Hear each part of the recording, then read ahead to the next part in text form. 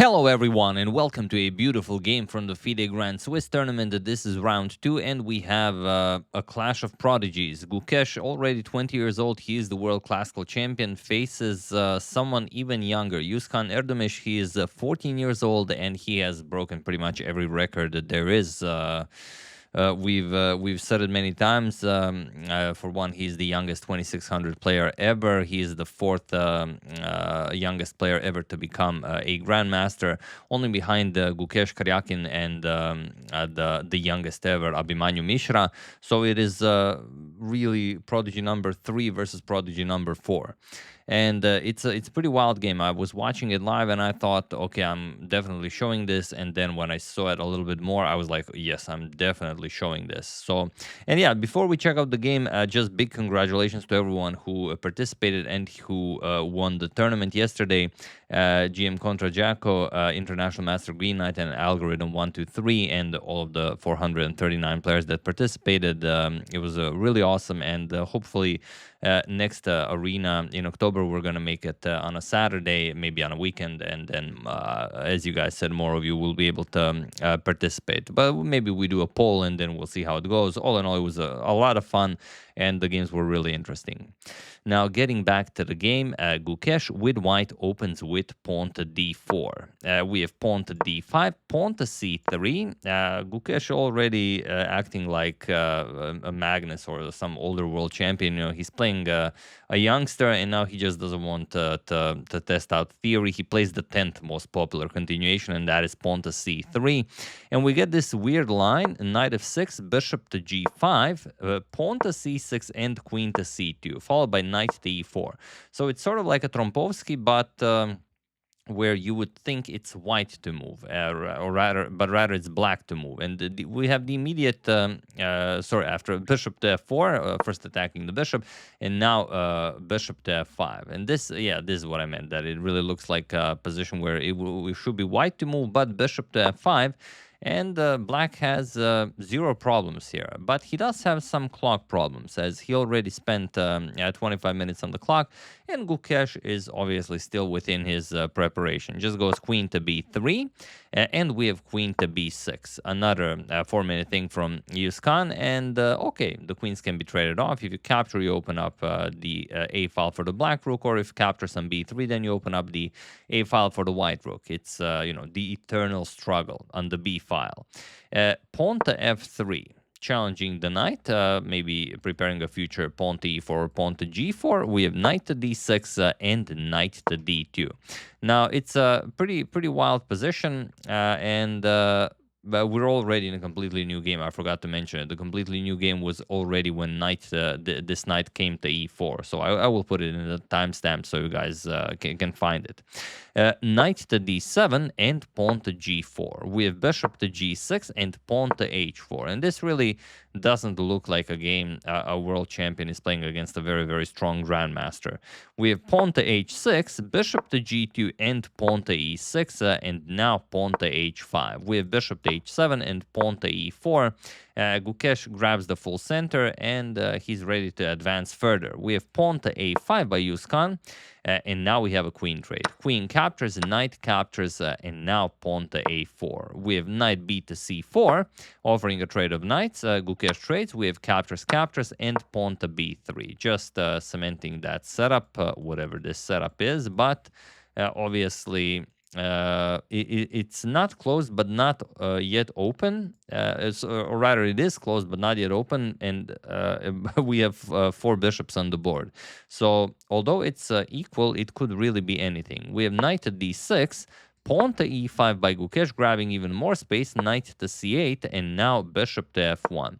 Now with ideas of maybe countering the light square bishop with some bishop to d3 moves, but if Gukesh wants to win this, and I imagine he wants to win every game, he's gonna have to play all of the most precise moves. We have king to d7, bishop to e3, and king to c7. We have king to d2, knight to b6, and now pawn to f4. Gukesh just pushing those pawns. This is unlike anything we've seen. I'm not going to say ever, but in a very long time. We have knight to d7 and bishop to d3. Bishop captures, king captures, and pawn to b5. We have pawn to f5. Gukesh again pushes a pawn, and here we have the first pawn capture on move 25. B captures on a4, and it is the best move recommended by the engine. We have rook captures on a4. Gukesh finally gets a semi-open a file to use, and we have pawn to c5, going after the white king, but also looking to open up the center. Knight to e2, Gukesh continues development, and pawn to c4 with check. Looks like a weird move as the c4 square is attacked twice by the pawn and by the rook, but it comes with a little trick. B captures on c4, and knight to b6 now, attacking the rook. So rook to a2, and knight captures on c4, and this is now a beautifully placed knight for Kaan. He does have the passed a pawn, but, those pawns look incredibly strong here. And we have f captures on e6, f captures, and knight to f4, saying that the backwards e6 pawn will be a little bit weak. We have rook to e8 defending, and now you could go for something like rook to a1, and then once you force king b6, then bring the bishop back to c1. But Gukesh has a different plan. He just moves the bishop back to c1, so the knight cannot capture it, and also it nicely controls the knight from c1. And he's preparing rook f1, and then maybe bring the rook all the way to f7. We have king to c6. Now you don't have to go to b6 as the pawn is sufficiently defended. And maybe if the knight moves, you can use the b file for your rook. And if the knight doesn't move, then the rook cannot use the f file, really. So rook to f1 and rook to g8, followed by king to c2. Now, king to c2 is a move that allows Yağız Kaan to really get back into the game. But there was a line here that is very strong, so I will show it to you because this is a classical game involving a world champion that starts with knight g6. And look at this. Let's say king b5. Now you're ready to push the a pawn. You're going to play rook to f7. And now after pawn to a4 and rook to a7, which all makes sense. Now after pawn to a3, the question is, what do you play here?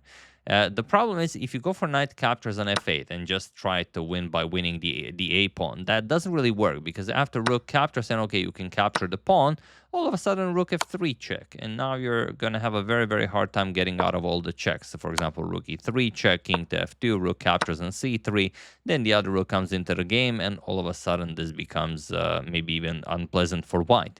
But what you can do after this pawn to a3 move is not go after captures and captures, but rather you go for rook to f2 and then rook to f7, and then you go after the black king. So this is the way to go for a win here with white.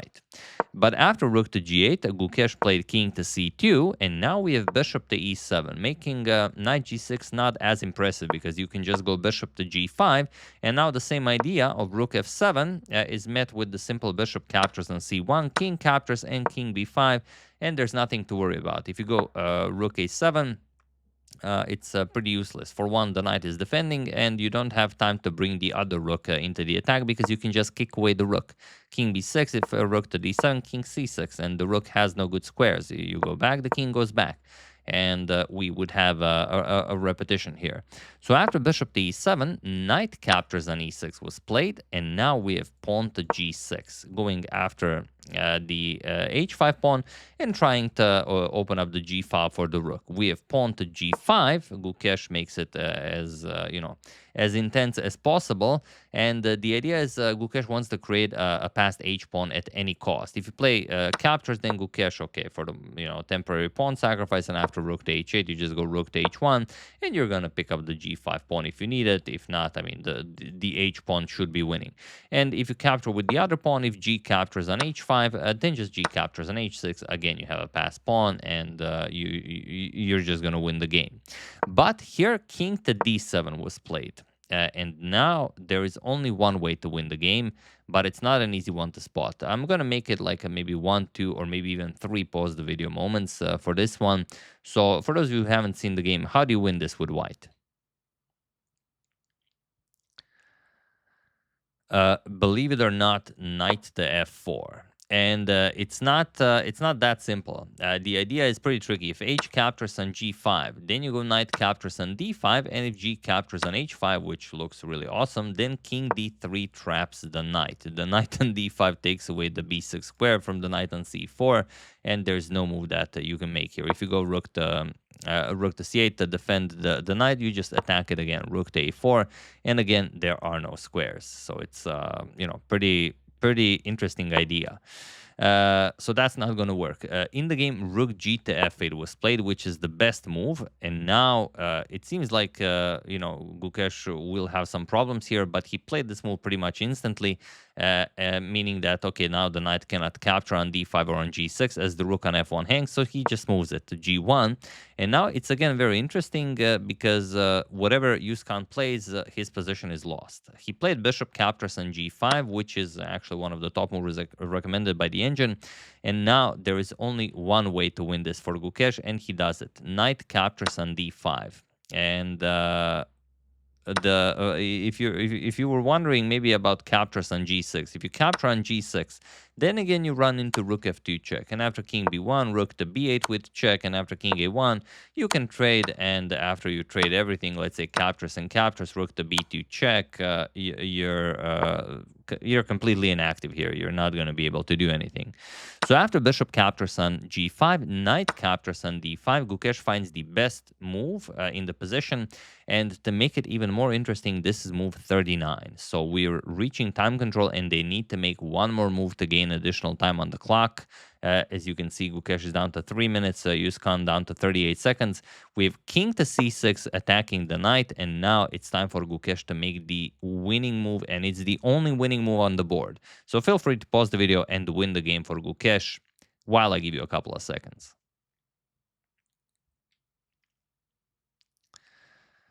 If you found this one, you were able to find something even a world classical champion could not. And for those of you who just want to enjoy the show, it is knight to f6. This is the move that wins. Gukesh did not find it. He played something else, which I'm going to show, of course. But why is this winning? It's winning for a couple of reasons. For one, you're attacking the rook here, so obviously you have to react to it. But the point is that after bishop captures on f6, you have two good ideas, and chances are maybe Gukesh just didn't have time to check both of them thoroughly. One is rook captures on g6, and this is not the best one, but I think it's a sufficient one.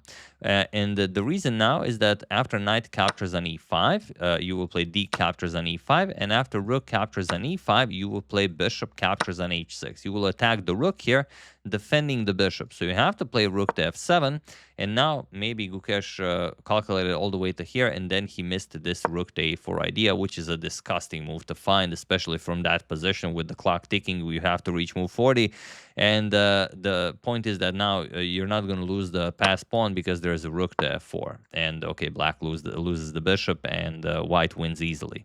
So that's one way to do it, and the other way is after bishop captures, you can also go for an even better Zwischenzug, and that is bishop captures on h6 right away. And now there really isn't a good move. You already won a piece as black, so you might as well give up the rook and have two extra pieces for the rook. But after bishop captures and bishop captures, you're going to suffer rook captures on g6 check, and after the king moves, there's also h6, and now the passed pawn is just too strong. Yes, you have two pieces for the rook, but the passed h pawn is completely winning. If rook e7, you can even go king d3. You harass the knight again. If knight to b6, you can even play rook captures on a5, and there's nothing here. Rook a7 is coming, and this is winning however you play it. Even your uncle would win it. So after king to c6, Gukesh misses the only winning move and goes for bishop captures on g5.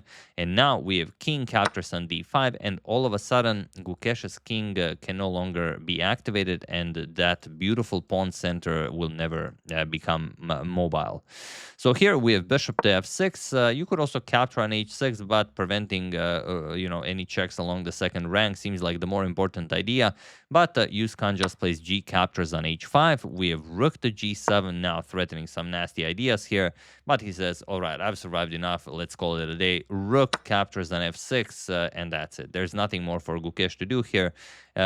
e captures on f6, and now rook to e2 with check, king to b1, rook to e1 check, king to c2, rook to e2 check, and now king to b1. And of course, we are going into a repetition, because if you try to win this with white and go king b3, all of a sudden you're met with pawn to a4 check. And this would be a terrible, terrible blunder for a world champion to commit. Kaan tried it. Maybe it works, maybe it doesn't. If anything, I get a draw against the world champion with black. And the point is that, of course, if the king captures, then you lose the rook. But if the rook captures, then rook b2 is checkmate. So, I mean, beautiful stuff here. But after rook e2 check, king b1 was played, rook e1 check, and he was in this position on move 46 that we had a draw by threefold repetition between youngest, well, not youngest, third youngest grandmaster ever and fourth youngest grandmaster ever. So yeah, pretty, like I said, definitely a battle of prodigies, and I'm sure they're going to be fighting it out for decades to come. So yeah, good luck to them. As judging by this game, every game could be a thriller. So yeah, that's the game. Hope you guys enjoyed it. World champion not able to get it, 2 out of 2 after 2 rounds have been played in the FIDE Grand Swiss. We'll see what happens. And the players who have achieved 2 out of 2, let me just check real quickly as some of the games were still being played. Unbelievable. Is Vassal still playing? Let me just check real quickly. Yeah, either that or the results haven't been set. No, it seems like it's still going on. But yeah, for the moment on 2 out of 2, we only have Anton Demchenko, Alireza Firuja, and Parham Maksudlu. So those are the 3 players who are on 2 out of 2. I'm gonna check out some of their games as well, and if they're nice, we're gonna show that in a different video. So yeah, that's the game. Hope you guys enjoyed it. Brilliant stuff by both of them. In the end, maybe a draw, a fair result. I would like to thank Edmund Freeman, Stephen Wentworth, Knightmaster Bishop, Christian Fisher, and Mohammad Reza Juze for your contribution to my channel. Thank you a lot. Really appreciate it. As usual, you can check 2 of my previous videos here. Thank you for watching, and I will see you soon, continuing to check up on your wonderful suggestions and whatever else happens in the chess world. So thank you all. I will see you soon, and have an excellent rest of your day.